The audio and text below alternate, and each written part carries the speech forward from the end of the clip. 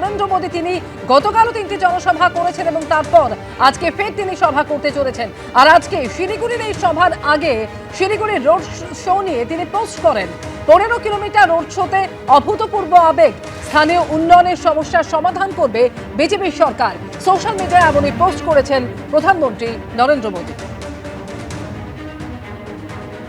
মোদীর মিশন পশ্চিমবঙ্গ আজকে শিলিগুড়িতে, আর কিছুক্ষণ পরেই তিনি সভা করবেন শিলিগুড়ির কাওয়াখালীতে। সেই সভার আগে শিলিগুড়িতে রোড শো করেন এবং সেই রোড শো নিয়ে প্রধানমন্ত্রী একটি পোস্ট করলেন। 15 কিলোমিটার রোড শোতে অভূতপূর্ব আবেগ, স্থানীয় উন্নয়নের সমস্যার সমাধান করবে বিজেপির সরকার। সোশ্যাল মিডিয়ায় এমনই পোস্ট করলেন তিনি।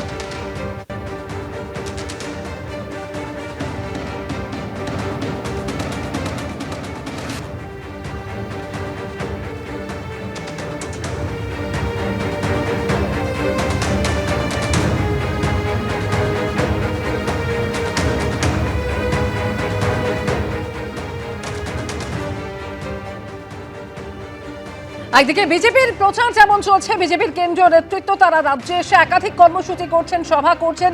অন্যদিকে ভোট প্রচারে ঝোড়ো ব্যাটিং মমতা বন্দ্যোপাধ্যায়েরও।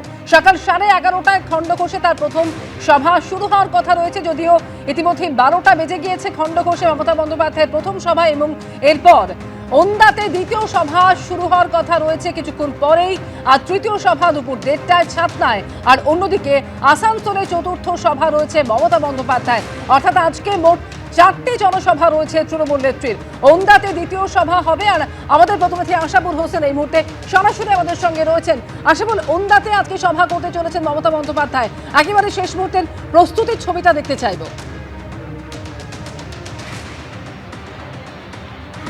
দেখো অমৃতা, তোমাকে প্রথমেই বলি, ইতিমধ্যেই মমতা বন্দ্যোপাধ্যায় তিনি দুর্গাপুর থেকে রওনা দিয়েছেন এবং তার যে প্রথম জনসভা পূর্ব বর্ধমানের খণ্ডঘোষ, সেখানে তিনি আর কিছুক্ষণের মধ্যেই পৌঁছবেন। এবং দ্বিতীয় জনসভাটি রয়েছে আজকে ওন্দাতে, যে ওন্দাতে আমি দাঁড়িয়ে রয়েছি। এবং বাঁকুড়াতে আরেকটি জনসভা রয়েছে ছাতনাতে, সেটা ওন্দার পরেই সেই ছাতনার জনসভা হবে এবং শেষ জনসভা হবে আসানসোলে। এই মুহূর্তে যে ওন্দার ছবিটা তোমাকে দেখানোর চেষ্টা করছি, দেখতেই পাচ্ছ যে হাজার হাজার মানুষ তারা কিন্তু প্রায় সকাল 11টা থেকে এখানে বসে রয়েছেন। মহিলাদের উপস্থিতি একেবারে চোখে পড়ার মতো। প্রথম দিকে যে 3-4টে যে ব্লক রয়েছে তাতে দেখা যাচ্ছে শুধু মহিলা আর মহিলা। আমরা কিন্তু উত্তর থেকে দক্ষিণবঙ্গ যেখানে যাচ্ছি সেখানে কিন্তু মমতা বন্দ্যোপাধ্যায়ের সভাবনে মহিলাদের উচ্ছ্বাস, মহিলাদের একটা উল্লেখযোগ্য উপস্থিতি, যেটা ওন্দার সভার ক্ষেত্রেও কিন্তু তার ব্যতিক্রম হচ্ছে না। প্রবল রোদ, প্রচণ্ড গরম, তার মধ্যেও কিন্তু হাজার হাজার মানুষ এই ওন্দাতে এখনও দাঁড়িয়ে রয়েছেন যে কখন মমতা বন্দ্যোপাধ্যায় আসবেন, তার কথা শুনবেন তারা এবং তারপর তারা বাড়ি ফিরে যাবেন।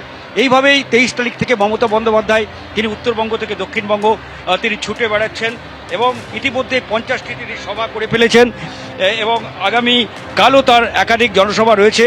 আগামীকাল তার জনসভা রয়েছে সিউড়িতে প্রথম জনসভা, তারপর পূর্ব বর্ধমানে আউসগ্রামে তার দ্বিতীয় জনসভা হবে এবং দুর্গাপুরে তার তৃতীয় জনসভা হবে। 14 তারিখ তার ঘাটালে তার একটি জনসভা রয়েছে, এছাড়া তমলুক এবং হাওড়াতে তার আরও 2টি জনসভা হবে, অর্থাৎ 14 তারিখেও তার 3টি জনসভা রয়েছে।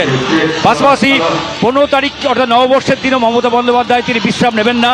15 তারিখে তিনি পৌঁছে যাবেন উত্তরবঙ্গে এবং যে উত্তরবঙ্গ থেকে তিনি প্রচার শুরু করেছিলেন সেই উত্তরবঙ্গেই 1 বৈশাখ থেকে নতুনভাবে তিনি প্রচার শুরু করছেন।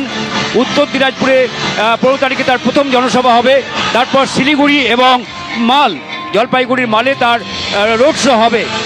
আগামী 16 তারিখে কোচবিহারের মাথাভাঙা দ্বিতীয় জনসভা হবে আলিপুরদুয়ারে এবং তৃতীয় জনসভা হবে কোচবিহারের দিনহাটাতে এবং 17 তারিখে কোচবিহারে তার জনসভা হবে। 18 তারিখে তিনি আবার দক্ষিণবঙ্গে 5টি জনসভা এবং রোড শো করবেন। ইতিমধ্যে প্রধানমন্ত্রী নরেন্দ্র মোদী, স্বরাষ্ট্রমন্ত্রী অমিত শাহ তারাও কিন্তু বাংলার এ প্রান্ত থেকে ও প্রান্তে ছুটে বেড়াচ্ছেন। ফলে মমতা বন্দ্যোপাধ্যায় উত্তরবঙ্গ এবং তারপরে ফের দক্ষিণবঙ্গ, অর্থাৎ আগামী কয়েকদিন একেবারে ঠাসা কর্মসূচি রয়েছে মমতা বন্দ্যোপাধ্যায়ের।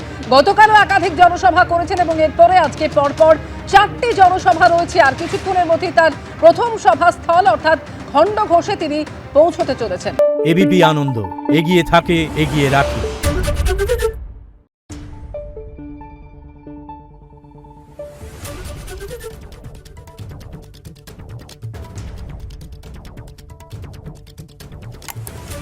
Thank you.